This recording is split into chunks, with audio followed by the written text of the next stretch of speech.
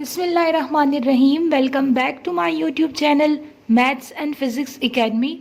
Class 12 chapter number 12 का एक और इम्पॉर्टेंट टॉपिक स्टडी करने जा रहे हैं जिसका नाम है internal resistance of a supply. Video start करने से पहले मेरी आपसे रिक्वेस्ट है कि चैनल को मस्ट सब्सक्राइब करें, बेल आइकन को प्रेस करें ताकि मेरी हर नई आने वाली वीडियो आप तक सबसे पहले पहुंच सके। चलिए स्टार्ट करते हैं आज का lecture internal resistance of a supply. इस टॉपिक को समझने से पहले हम एक बेस बना लेते हैं, एक बैकग्राउंड बना लेते हैं, उसके बाद हम इसको थ्योरी से समझेंगे। देखिए स्टूडेंट्स, इससे पहले हम कुछ टॉपिक्स कवर कर चुके हैं। उनमें से एक इलेक्ट्रिकल रेजिस्टेंस का टॉपिक था और एक ईएमएफ का टॉपिक था। What is meant by electrical resistance? देखिए स्टूडेंट्स, जब भी किसी सर्किट में करंट फ्लो करता है तो उस फ्लो ऑफ करंट को ऑपोजिशन शो करता है रेजिस्टेंस, यानी वो प्रॉपर्टी किसी भी मटेरियल की जो फ्लो ऑफ इलेक्ट्रॉन या फ्लो ऑफ करंट को ऑपोजिशन शो करे, रोकने की कोशिश करे, तो उस प्रॉपर्टी को हम इलेक्ट्रिकल रेजिस्टेंस कहते हैं। इसके अलावा एक और कॉन्सेप्ट हमने लिया था ईएमएफ का। ईएमएफ को ज़रा इस डायग्राम से रिकॉल करें। इस डायग्राम को हमने लास्ट लेक्चर में क्लियर किया था।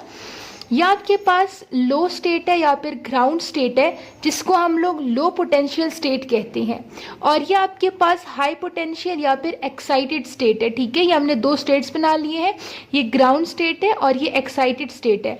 Ground state low potential state है, excited state high potential state है। अब आप अगर देखो तो ग्राउंड स्टेट में 3 इलेक्ट्रॉन्स है, जबकि एक्साइटेड स्टेट या फिर हाई पोटेंशियल में 5 इलेक्ट्रॉन है। अगर मैं कहूँ कि मैंने लो पोटेंशियल से इलेक्ट्रॉन्स को हाई पोटेंशियल तक लेके जाना है, तो क्या ये इलेक्ट्रॉन खुद ब खुद ऊपर जा सकते हैं? तो the answer is no. Electron खुद ब खुद लो पोटेंशियल से हाई पोटेंशियल तक नहीं जा सकते।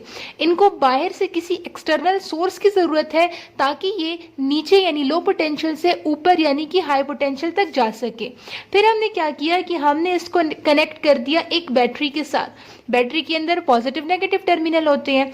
अब बैटरी जो है इसको एनर्जी प्रोवाइड करेगी ताकि ये इलेक्ट्रॉन इस लो एनर्जी स्टेट से हाई एनर्जी स्टेट तक मूव कर सके या लो पोटेंशियल से हाई पोटेंशियल तक मोशन कर सके। तो वो मैक्सिमम एनर्जी जो कि रिक्वायर होती है या जो बैटरी प्रोवाइड करती है ताकि वो मोशन करवा सके इलेक्ट्रॉन्स की from low potential to high potential, उसको उस एनर्जी को हमने क्या नाम दिया था? ईएमएफ नाम दिया था। तो EMF is the maximum energy जो कि एक इलेक्ट्रॉन को लो पोटेंशियल से हाई पोटेंशियल तक मोशन करवाती है। ठीक है, ये आपके पास क्या होता है? ईएमएफ होता है। अब ईएमएफ कहाँ से आया था? बैटरी से आया था। बैटरी के अंदर क्या चीज़ होती है? पॉजिटिव नेगेटिव टर्मिनल्स होते हैं। अब जब बैटरी ईएमएफ प्रोवाइड करती है तो बैटरी के अंदर भी रेजिस्टेंस पाया जाता है। ठीक है, एक रेजिस्टेंस तो सर्किट में पाया जाता है जो कि फ्लो ऑफ इलेक्ट्रॉन को ऑपोजिशन शो करता है, जिसको मैंने इलेक्ट्रिकल रेजिस्टेंस का नाम दे दिया। एक रेजिस्टेंस इस सप्लाई के, जो सप्लाई आप ले रहे हो, जो सोर्स है आपका, यहाँ पे सोर्स बैटरी है ना, तो एक रेजिस्टेंस इस बैटरी के अंदर भी पाया जाता है और इस बैटरी के अंदर जो रेजिस्टेंस पाया जाता है उस रेजिस्टेंस को हम इंटरनल रेजिस्टेंस कहते हैं। इंटरनल रेजिस्टेंस क्या होता है? ये वो रेजिस्टेंस होता है जो सेल या फिर बैटरी के अंदर मौजूद होता है। अब देखिए बच्चे, अब आप क्या करते हो? लेट्स से ये आपके पास बैटरी है और आपने एक सर्किट बना दिया और यहाँ आपने बल्ब लगा दिया। अब इस बल्ब तक करंट आने से पहले ये करंट जो है इस बैटरी से निकलेगा ना, बैटरी से निकलेगा फिर इस बल्ब तक आएगा। तो इस बैटरी के अंदर जब ये करंट फ्लो करता है तो उसको कुछ ना कुछ रेजिस्टेंस का सामना करना पड़ता है, उसके बाद ही ये जाके बल्ब तक पहुंचता है। तो ये जो इंटरनली इस करंट को रेजिस्टेंस का सामना करना पड़ रहा है, इस रेजिस्टेंस को हम इंटरनल रेजिस्टेंस कहते हैं। क्लियर हो गया? अब इसको स्टार्ट करते हैं थ्योरी के साथ। Resistance of a supply. What is internal resistance? It is the resistance inside the cell or battery that opposes the flow of current inside the source। जो सोर्स आपने लिया है, जैसे कि यहाँ हमने बैटरी ली थी, अब बैटरी के अंदर ही आपका एक रेजिस्टेंस होता है जो कि फ्लो ऑफ इलेक्ट्रॉन को ऑपोजिशन शो करता है। उस रेजिस्टेंस को हम इंटरनल रेजिस्टेंस कहते हैं। यहाँ आप जस्ट डेफिनेशन देख लें, आगे जाके हम इसकी कंप्लीट जो है वो एक्सप्लेनेशन के साथ देखेंगे अलॉन्ग विद द डायग्राम। अब ये जो रेजिस्टेंस है, हमने पढ़ा था कि रेजिस्टेंस का जो सिंबल होता है वो कैपिटल आर होता है, और हमने पढ़ा था कि जो रेजिस्टेंस का यूनिट होता है वो ओहम होता है। अब जो इंटरनल रेजिस्टेंस है तो ये रेजिस्टेंस ही ना, तो इसका यूनिट भी क्या होगा, ओहम होगा। और सिर्फ डिफ्रेंशिएट करने के लिए हम इंटरनल रेजिस्टेंस को स्मॉल आर से रिप्रेजेंट करते हैं, कैपिटल आर से रिप्रेजेंट नहीं करते, क्योंकि ये वाला रेजिस्टेंस सोर्स के अंदर ही पाया जाता है, इसलिए हम इसको स्मॉल आर से रिप्रेजेंट करते हैं और इसका यूनिट भी क्या है, ओहम है। अब हम इस इंटरनल रेजिस्टेंस की कंप्लीट वर्किंग समझेंगे एक शॉर्ट एग्जांपल से, जिसको हम स्टार्ट करेंगे आने वाले सेक्शंस के अंदर। स्टूडेंट्स, ये आपके पास एक सिंपल सर्किट डायग्राम है। ये हमने बैटरी ले ली है जिसको मैंने एक बॉक्स के अंदर शो कर दिया है। ये बैटरी के अंदर मौजूद ईएमएफ है, ये इसको मैं डॉटेड से सर्कल कर देती हूँ। ये बैटरी के अंदर मौजूद ईएमएफ है, और अभी मैंने आपको बताया कि सोर्स के अंदर जो रेजिस्टेंस होती है उसको हम इंटरनल रेजिस्टेंस कहते हैं। तो उस इंटरनल रेजिस्टेंस को शो किया, देखिए मैंने इस बॉक्स के अंदर ही ड्रॉ किया।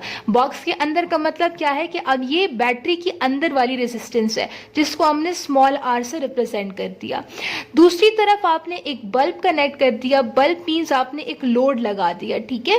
अब होगा क्या, यहां से जब आपने बैटरी कनेक्ट कर दी, यानी बैटरी जो है वो, अच्छा शुरू में आपके पास बैटरी ऑफ है। अगर आपके पास बैटरी ऑफ है तो उस केस में यहां पे जो आने वाला ईएमएफ है और जो टर्मिनल वोल्टेज है वो दोनों के दोनों एग्जैक्टली आपस में बराबर होते हैं। अब सवाल ये पैदा होता है कि टर्मिनल वोल्टेज क्या होता है। देखिए बच्चे, एक आपके पास होता है टर्मिनल वोल्टेज और एक आपके पास होता है ईएमएफ। मैं आपको एक सिंपल एग्जांपल से समझाऊंगी। टर्मिनल वोल्टेज वो वोल्टेज होता है जिसको आप ओवरऑल वोल्टेज कहते हैं, यानी कि पूरे के पूरे सर्किट का ओवरऑल पोटेंशियल डिफरेंस वो आपके पास क्या होता है, टर्मिनल वोल्टेज होता है। जबकि ईएमएफ जो होता है ये वो मैक्सिमम एनर्जी होती है जो कि हम इस्तेमाल करते हैं in order to move electron from the low potential to the high potential. एक सिंपल एग्जाम्पल से समझे। फॉर एग्जाम्पल, आपकी सैलरी, आप किधर जॉब करते हैं और आपकी सैलरी है 50,000, 50K मैंने लिख दिया, ठीक है। लेकिन आपको एग्जैक्टली 50,000 सैलरी नहीं मिलती। कटिंग के बाद जो आपको मिलने वाली सैलरी है दैट इज 45K, यानी कि 5K आपसे कटिंग हो गई है, और आपको मिलने वाली सैलरी, सॉरी कटिंग आपकी 5K है, और आपको जो सैलरी मिल रही है फाइनल में लिख देती हूँ, वो फाइनल सैलरी है आपकी 45K। अब इसको समझे, ये जो आपकी टोटल सैलरी है ये आपका है ईएमएफ, यानी कि टोटल वोल्टेज जो आपको रिक्वायर, जो एक बैटरी का होता है इनिशियली, ठीक है, वो आपका ये क्या हो गया है, ईएमएफ। लेकिन आपको तो ये 50 नहीं मिल रहा, ये तो कटिंग हो रही है आपसे। 5K कटिंग करने के बाद आपको जो फाइनल मिल रहा है 45, ये आपका हो जाएगा टर्मिनल वोल्टेज। टर्मिनल वोल्टेज वो टोटल पोटेंशियल डिफरेंस होता है जिसमें आप वोल्टेज ड्रॉप भी देखोगे। वोल्टेज ड्रॉप क्यों? क्योंकि कुछ रेजिस्टेंस की वजह से, इंटरनल रेजिस्टेंस की वजह से वहां पे एनर्जी जो होती है वो ज़ाया हो जाती है, जिसकी वजह से वोल्टेज ड्रॉप हो जाता है। तो इसलिए वैल्यू क्या होती है, कम होती है, ठीक है। तो आपके पास ईएमएफ क्या होता है, ईएमएफ टोटल एनर्जी होती है जब जो बैटरी के अंदर मौजूद होती है, जो कि लो पोटेंशियल से हाई पोटेंशियल को इलेक्ट्रॉन मोशन करवाने में मदद करती है। जबकि टर्मिनल वोल्टेज वो मैक्सिमम वोल्टेज होता है जो across the circuit potential difference आपको कैलकुलेट करके देता है। होप सो आपको इस एग्जांपल से क्लियर हो गया होगा। अब इनिशियली आपकी बैटरी जो है वो कनेक्ट नहीं है, आपने सिर्फ बैटरी उठाई है, ये बैटरी है, और आपने इधर रख दी, ठीक है। अभी आपने कनेक्ट नहीं किया। इस बैटरी के अंदर ईएमएफ होगा। ईएमएफ क्या होगा, वो मैक्सिमम एनर्जी होगी जो कि किस लिए हम इस्तेमाल करेंगे, लो पोटेंशियल से हाई पोटेंशियल तक जाने के लिए। अब चूंकि ये बैटरी किसी सर्किट में फिलहाल कनेक्ट नहीं है, तो इसका जो टर्मिनल वोल्टेज होगा वो भी एग्जैक्टली क्या होगा, ईएमएफ के बराबर होगा। यानी कि आपकी सैलरी 50 के है, अभी इससे कटिंग नहीं हुई, अभी बैटरी कनेक्ट नहीं हुई, तो जितना आपकी ओरिजिनल सैलरी है उतनी ही आपकी जो मिलने वाली सैलरी है वही है, क्योंकि फिलहाल तो कटिंग नहीं हुई ना। तो जब बैटरी कनेक्ट नहीं होती है सर्किट में, तब टर्मिनल वोल्टेज एग्जैक्टली बराबर होता है ईएमएफ के। लेकिन जैसे ही आप इस बैटरी को सर्किट में कनेक्ट कर दोगे, उसके बाद क्या होगा, यहां से देखें, जैसे ही हमने इस बैटरी को यहां लोड से कनेक्ट कर दिया, लोड मैंने एक बल्ब लिया है, ठीक है, अब होगा क्या, यहां से जब करंट फ्लो करना शुरू करेगा तो इस इंटरनल रेजिस्टेंस की वजह से यहां पे कुछ ना कुछ एनर्जी लॉस हो जाएगी। कहाँ लॉस हो जाएगी, in the form of heat loss हो जाएगी, क्योंकि ये तो हीट अप हो जाएगी ना बैटरी कुछ टाइम के बाद, तो वो in the form of heat आपकी कुछ एनर्जी लॉस हो जाएगी। यानी कि अब टोटल इसका जो ईएमएफ है वो तो कुछ और था, लेकिन इंटरनल रेजिस्टेंस की वजह से आपका जो ईएमएफ है उसमें कुछ ना कुछ कमी आ जाएगी, क्योंकि कुछ अमाउंट ऑफ एनर्जी जो है वो लॉस हो रही है। अगर एनर्जी लॉस हो रही है तो यहाँ पे फिर क्या हो जाएगा, वोल्टेज ड्रॉप हो जाएगा। फॉर एग्जाम्पल आपकी बैटरी जो है वो 5 वोल्ट है, यानी आपका ईएमएफ कितना है, 5 वोल्ट है, लेकिन जैसे ही आपने इसको सर्किट से कनेक्ट कर दिया, इस इंटरनल रेजिस्टेंस की वजह से लेट से यहाँ से 1 वोल्ट जो है, 1 वोल्ट एनर्जी जो है वो ज़ाया हो गई, in the form of heat ज़ाया हो गई। अब यहाँ का जो टर्मिनल वोल्टेज है वो कितना रह जाएगा, इसका टर्मिनल वोल्टेज 4 वोल्ट रह जाएगा। ईएमएफ तो आपकी 5 थी, लेकिन टर्मिनल वोल्टेज क्या हो गया, 4 हो गया। समझ आ रही है बात की। तो इस इंटरनल रेजिस्टेंस की वजह से कुछ अमाउंट ऑफ एनर्जी जो होती है वो लॉस हो जाती है in the form of heat, और उसकी वजह से फिर यहाँ आपका वोल्टेज ड्रॉप होता है। अब जैसे ही करंट यहाँ पहुँचेगा तो इसमें करंट जब फ्लो करेगा तो यहाँ पे फिर आपका क्या हो जाएगा, ये बल्ब ग्लो करना शुरू कर देगा। इसको मैंने लोड का नाम क्यों दिया है, क्योंकि आपको पता है कि जब लाइट यहाँ पे ग्लो करेगा तो कुछ टाइम बाद ये भी हीट अप हो जाएगा, यानी यहाँ भी कुछ अमाउंट ऑफ एनर्जी जो है वो लॉस होगी, यानी यहाँ भी रेजिस्टेंस की वजह से कुछ अमाउंट ऑफ एनर्जी लॉस हो जाएगी, ठीक है, क्योंकि ये बल्ब हीट अप हो जाता है। और इस रेजिस्टेंस को मैंने कैपिटल आर का नाम दे दिया। ये वाला जो रेजिस्टेंस है ये आपका इंटरनल रेजिस्टेंस है, क्योंकि ये बैटरी के अंदर पाया जाता है, और इस रेजिस्टेंस को हम एक्सटर्नल रेजिस्टेंस कहते हैं, क्योंकि ये बाहर वाला रेजिस्टेंस है, इसका सोर्स के साथ कोई ताल्लुक नहीं है, ठीक है, एक्सटर्नल मैंने लिख दिया, ये एक्सटर्नल रेजिस्टेंस है। अब इसको थ्योरी से देखिए कि होता क्या है। Consider a battery connected to a bulb, ठीक है, बैटरी प्रोड्यूसेस एन ईएमएफ, तो बैटरी के अंदर क्या होगा, ईएमएफ होगा। Current must pass through the battery before reaching the bulb, मैंने आपको भी बताया कि बल्ब तक पहुंचने से पहले करंट यहां से पास होगा, यहां से पास होगा तो यहां कुछ ना कुछ अमाउंट उसका लॉस हो जाएगा। Inside the battery chemicals and electrode resist the movement of charges, तो बैटरी के अंदर यहाँ जो रेजिस्टेंस है, इंटरनल रेजिस्टेंस, तो वहाँ आपकी कुछ अमाउंट ऑफ एनर्जी क्या हो जाती है, लॉस हो जाती है। देखिए बेटे, बैटरी क्या करते हैं, ये केमिकल एनर्जी को कन्वर्ट करते हैं इनटू इलेक्ट्रिकल एनर्जी, तो इस कन्वर्जन में कुछ अमाउंट ऑफ केमिकल या कुछ अमाउंट ऑफ एनर्जी जो होती है इन केमिकल्स की वजह से वेस्ट हो जाती है।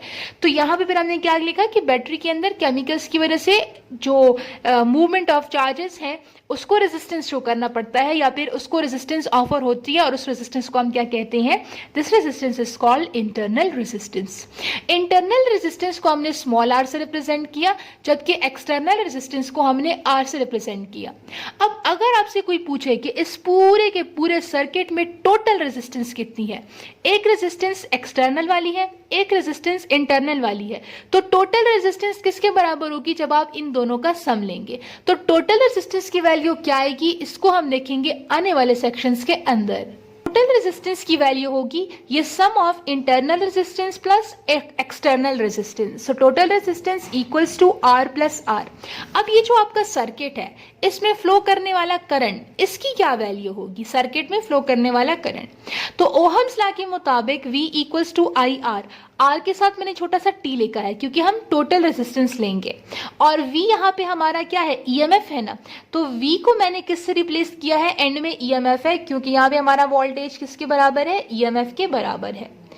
अब अगर मैं यहाँ से करंट की वैल्यू निकालना चाहूँ तो आर वहाँ डिवाइड हो जाएगा, तो R is equals to V divided by R T. V की जगह हमने ईएमएफ लिख दिया और आर टी की जगह हमने उसकी वैल्यू लगा दी जो कि आर प्लस आर। ये वो करंट है जो कि इस सर्किट में फ्लो करेगा। अब यहाँ से आपको क्या पता चलता है कि करंट और इंटरनल रेजिस्टेंस स्मॉल आर दोनों का इन्वर्स रिलेशन है, यानी जैसे जैसे इंटरनल रेजिस्टेंस की वैल्यू बढ़ेगी वैसे वैसे करंट की वैल्यू में डिक्रीज आएगा। So it means internal resistance increases तो वहां पे करंट आपका क्या हो जाएगा, डिक्रीज हो जाएगा। अब हम फॉर्मूला डिराइव करते हैं टर्मिनल पोटेंशियल डिफरेंस के लिए। अब अगर आपके पास सर्किट में कोई करंट फ्लो नहीं हो रहा, यानी अभी आपने बैटरी कनेक्ट नहीं की, तो उस केस में मैंने आपको पहले भी बताया कि जितना टर्मिनल वोल्टेज उतना ही ईएमएफ, यानी ईएमएफ के बराबर हो जाएगा टर्मिनल वोल्टेज, क्योंकि अभी कोई लॉस नहीं हुआ, अभी कोई करंट फ्लो नहीं कर रहा। लेकिन जैसे ही करंट फ्लो करना शुरू कर देगा, some voltage is lost inside the battery, तो इस बैटरी के अंदर कुछ ना कुछ वोल्टेज ड्रॉप हो जाएगा। वो क्यों हो जाएगा, क्योंकि वहां पे इस इंटरनल रेजिस्टेंस की वजह से एनर्जी लॉस हो जाती है, तो वहां वोल्टेज ड्रॉप हो जाता है। अब उस वोल्टेज या टर्मिनल पोटेंशियल डिफरेंस की वैल्यू आप कैसे कैलकुलेट करोगे? इस फॉर्मूले से देखें, ये चीज यहां डिवाइड हो रही है, वहां जाके मल्टीप्लाई हो जाएगी। तो मैंने यहां डायरेक्ट किया कि I R plus R equals to EMF. I को आप अंदर मल्टीप्लाई कर दें तो यहां से I R plus I R, ये जो आपको आई आर नजर आ रहा है, अगर आप बिल्कुल स्टार्ट से देखें तो V equals to I R था, तो इस आई आर की जगह हम क्या लिख देंगे, इसकी जगह मैंने V लिख दिया। ये आई आर यहाँ प्लस हो रहा है, इक्वल के दूसरे साइड पे माइनस हो जाएगा। तो टर्मिनल वोल्टेज या टर्मिनल पोटेंशियल डिफरेंस की वैल्यू आपके पास क्या आ रही है कि ईएमएफ से आप माइनस कर रहे हो वो वाला करंट जो इंटरनल रेजिस्टेंस से पास होकर आएगा, यानी बैटरी के अंदर वाला करंट। ठीक है, अब देखिए बच्चे, इससे क्या पता चलता है कि जब बैटरी आपने कनेक्ट नहीं की थी, जब करंट फ्लो नहीं कर रहा था, उस केस में वोल्टेज, टर्मिनल वोल्टेज और ईएमएफ की वैल्यू बराबर थी।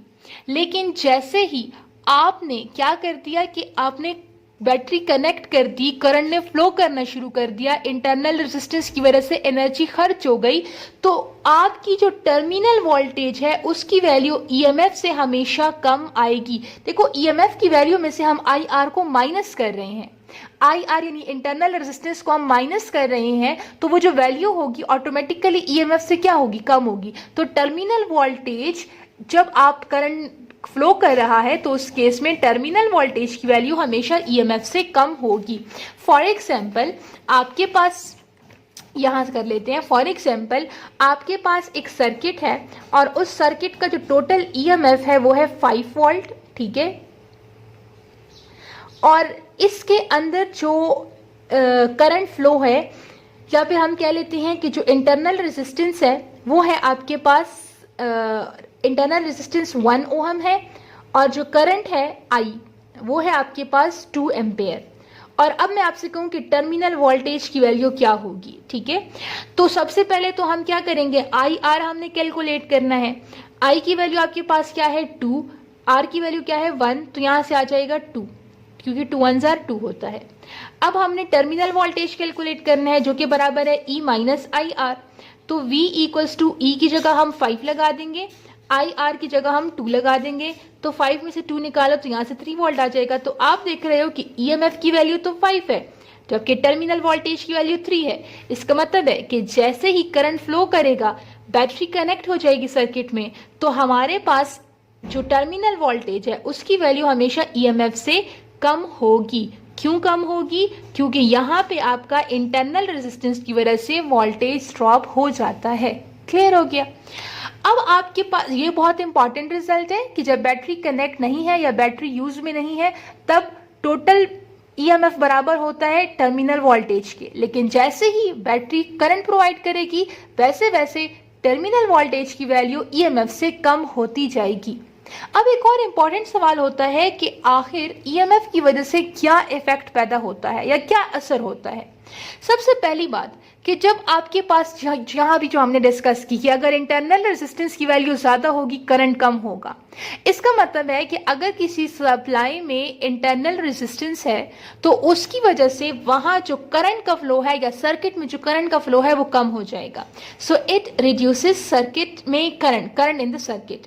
सेकंड आपके पास क्या है, यहां आपने देखा कि टर्मिनल वोल्टेज की वैल्यू में कमी आ रही होती है। जब इंटरनल रेजिस्टेंस आना शुरू हो जाता है तो टर्मिनल वोल्टेज की वैल्यू ईएमएफ से कम हो जाती है। So it reduces terminal voltage. अब यहाँ पे जो वोल्टेज ड्रॉप है वो कैसे होता है, मैंने आपको बताया कि यहाँ हीट जनरेट हो जाती है। तो अगर हीट जनरेट हो जाती है तो इसका मतलब है कि ये बैटरी को अंदर से हीट अप करने की वजह बन रहा है। इंटरनल रेजिस्टेंस बैटरी को अंदर से हीट अप करने की वजह बन रहा है। So it produces heat inside the battery. अगर इसके अंदर हीट प्रोड्यूस हो रही है तो जाहिर सी बात है इसकी एफिशिएंसी क्या हो रही है, कम हो रही है। एफिशिएंसी कम होने का मतलब क्या है कि सर्किट में करंट कम हो रहा है, तो बैटरी की एफिशिएंसी कम हुई ना। तो इंटरनल रेजिस्टेंस की वजह से किसी भी बैटरी की एफिशिएंसी में क्या हो जाती है, कमी हो जाती है। So it reduces battery efficiency.